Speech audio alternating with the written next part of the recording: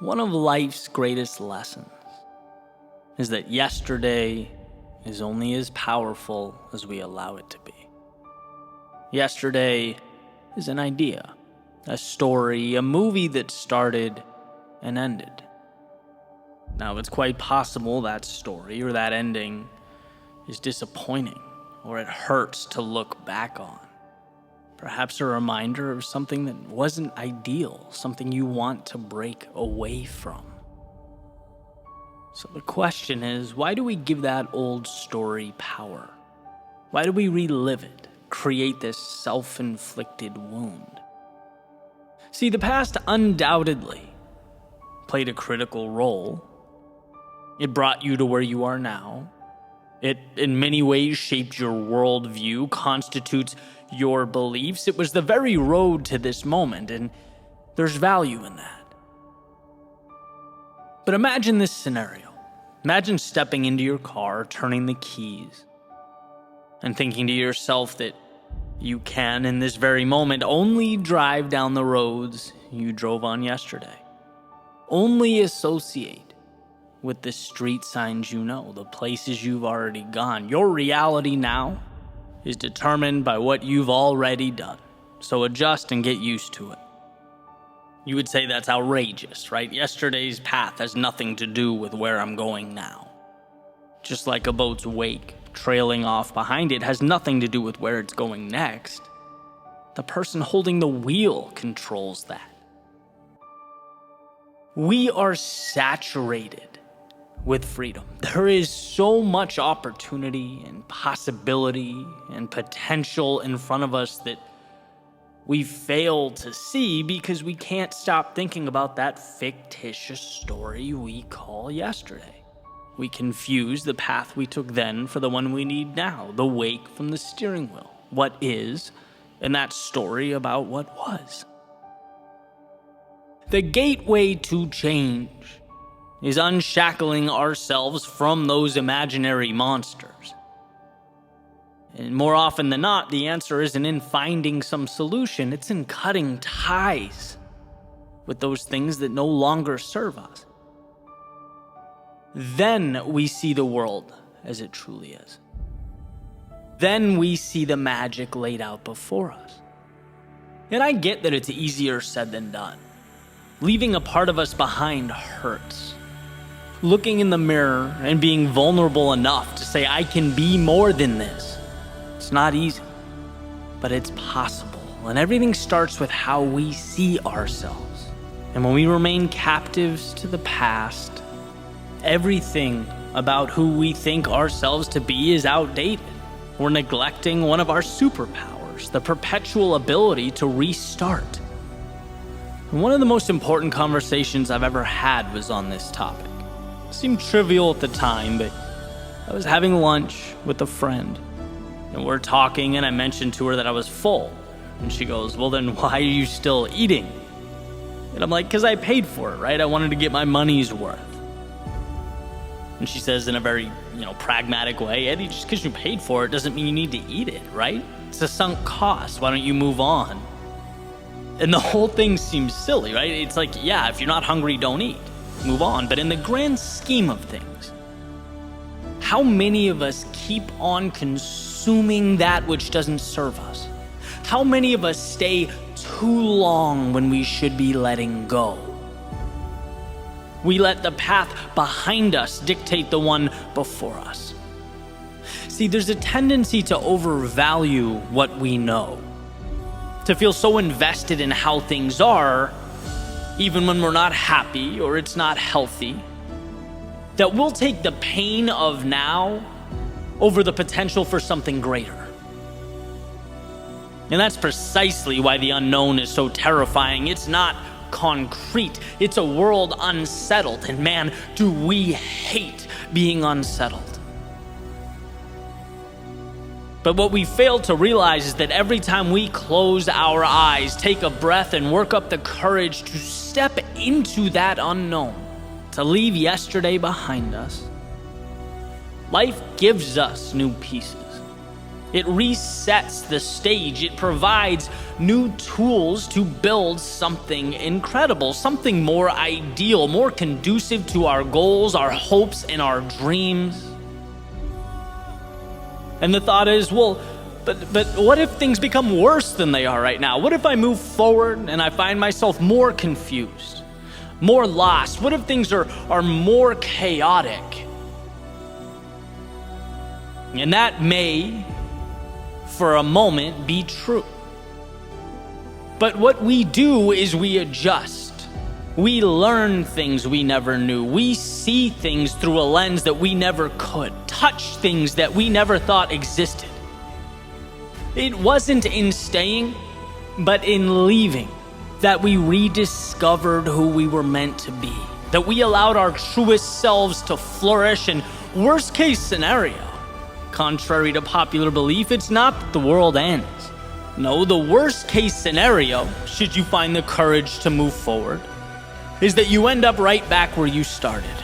A little more confident, a little bolder, and better prepared to live this life like you never had.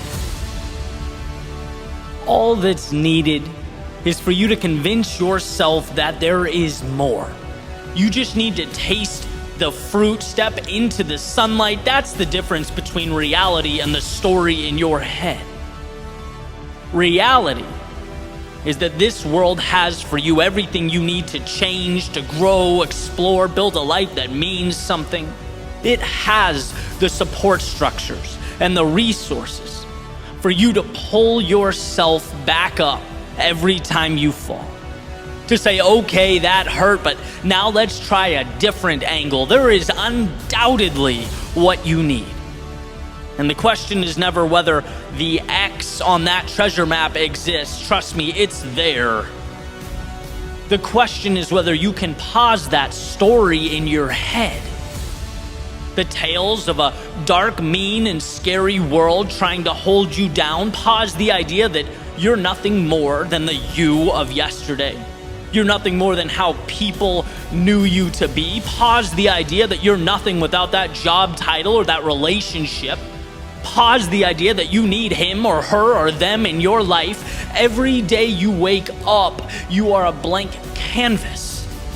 Who cares about yesterday? What do you want to paint now? When you walk out your front door, where do you want to go now? Step outside that circle of familiarity. See how artificial and in some cases ridiculous these boundaries are that we place around ourselves. Life is an invitation, not a set of requirements. And when you free yourself of that, not only will you feel like someone new, not only will you experience life as it was meant to be experienced, but you'll see that this world will conform to your new definition. This world wants to support you. It wants to lift you up. And yeah, it may be challenging and strenuous. It may force you to work harder and be braver than you've ever been. But it is, at the end of the day, your ally. You just have to see your future self before it materializes, when no one else gets it. So move on from all that does not serve you. Break away from the old rules, regulations, and guidelines. Maybe you exhausted time and energy into creating this reality. Maybe it feels like a monumental piece of your identity. Maybe right now is the only security you have. Fine. But my hope is that you can respect it and walk away. See it as the sunken cost that it is. Just because you paid to get there doesn't mean you need to keep paying to make wrong decisions. Just because it took your time doesn't mean it's entitled to keep stealing your time. Just because it's part of your identity now doesn't mean it must be tomorrow. Just because it creates security doesn't mean it's right. Jails and steel bars are also incredibly secure. No, today we are breaking free, leaving the past in the past and setting our sights on the horizon. Today is the end of yesterday and the beginning of the rest of your life.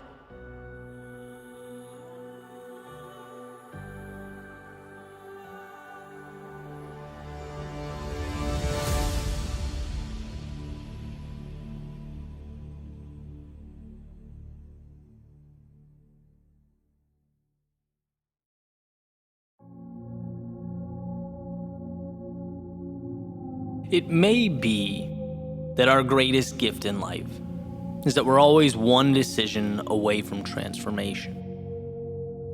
We're always one decision away from a new path, with new experiences, new beliefs, new identity, one decision away from a totally different life. It's almost incomprehensible that all the days leading up to now, everything we knew ourselves to be can be discarded and left with one swing of an axe, gone. What is more miraculous than that? We live at the intersection of two imaginary worlds, right? The past and the future. The past is gone and essentially meaningless. Yet as the provider of our identity, it still rules over us. Our sense of who we are comes from our collection of past memories. That imaginary world of yesterday, like the elephant tied to the chair with a rope. It hasn't realized it's strong enough to break free. It doesn't know that what confines him is not the rope, but acceptance of a lie. And that's what the past, that's what identity is, a lie. We are not yesterday, we are right now. And from the trivial things to the significant things, we get wrapped up in that lie. We overlook the gift of control we have over our future. What does it mean to say, I'm not a morning person? That in your past you hadn't conditioned yourself to wake up early? Okay. What does it mean to say, I let people walk all over me? That in your past you didn't stand up for yourself?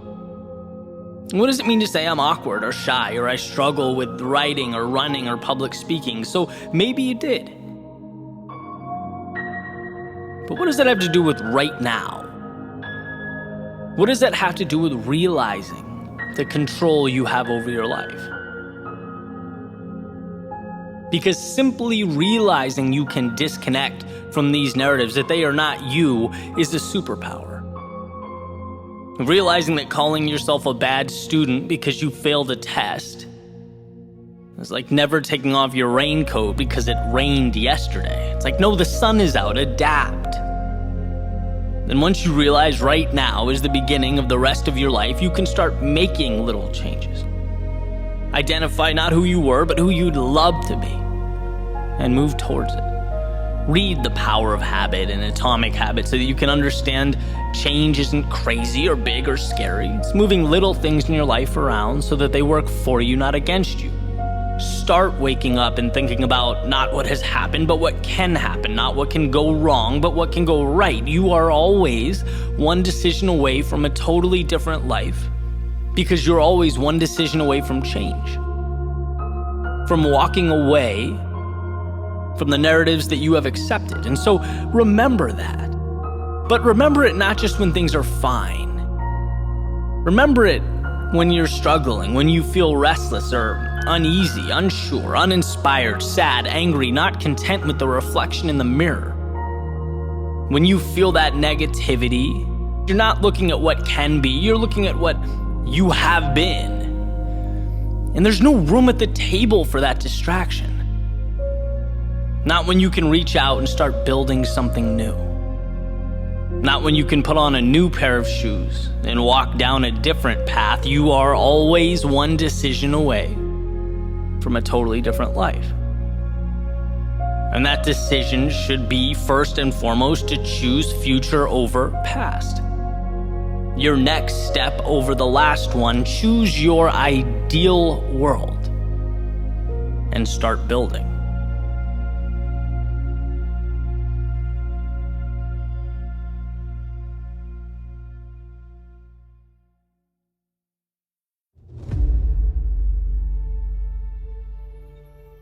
What can you be the best in the world at?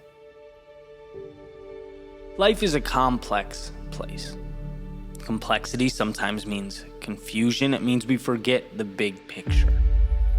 What's our purpose? What are we chasing? What are we bringing to the world? What can you be the best in the world at? It's a little question I try and ask myself every day, because I know if I stay close to it, my decision will have far greater impact. there will be more meaning in life. See, it pushes away the things that are appealing in the short term, but really don't take us anywhere in the long term. Because one of the coolest aspects of human nature is our ability to illuminate what matters and, well, mitigate what doesn't. Helps us focus on what's important. We need to go to the grocery store, well, we step out the front door paying attention to nothing but the task at hand, not the objects to our left or right. We don't know what colors the cars were that passed us by or the plants we walked by. We don't think about the blood pumping through our bodies, making it all possible as we walk to the car. We don't even see the car as its metallic components as it really is. We see it as our portal to a place that has the food. See, we are blind, but at the same time have this beautiful gift of vision. We see the path right to what's most important. So let's leverage that. And what I think we need to remember is to identify in our own lives what that means with regard to our purpose in the context of what we are becoming. See, every day I hear people talk about followers on social media, right? How do I get attention? How do I get noticed? How do I market myself or my brand to the world? How do I stand out? And every time I hear that, I always have this little internal reaction, like a voice saying, that's just so wrong. It's so backwards. You stand out by adding value to the world, by being good at what you do. It's that simple, really. And so look at it like this. We'll take a specific example. To worry about the marketing and the attention and the followers first is like worrying about the transportation of something you don't have yet or that's incomplete. It's like spending all your time worrying about the logistics of a cargo van and having no idea what that van is going to transport. Isn't the product the most important thing? And that's the question I ask myself when I'm caught up in something flashy or maybe out of line with my big picture.